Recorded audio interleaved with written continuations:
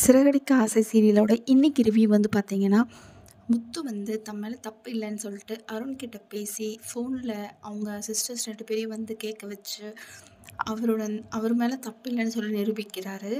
So அருணும் சீதா கிட்ட வசமா மாட்டிக்கிறாரு.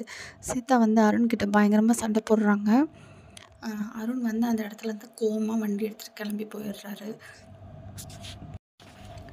மீனாவும் வந்து அருணை வந்து நல்லாவே திட்டி விடுறாங்க.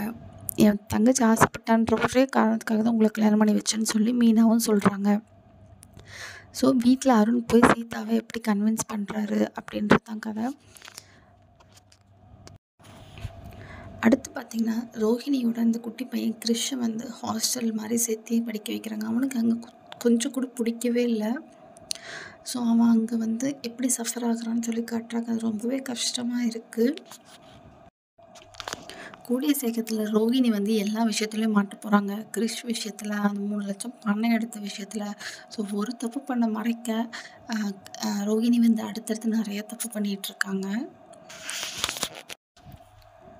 மீனா கிட்ட கிறிஷ் கூடிய சீக்கிரத்தில் மாட்ட தான் போகிறாங்க. கிறிஷ் இருக்கிற அதே ஹாஸ்டலுக்கு மீனா வந்து வேலை விஷயமா வந்து பேசிட்டு போகிறாங்க. ஸோ அவங்க கூடிய சீக்கிரம் கிறிஷை பார்க்க போகிறாங்க.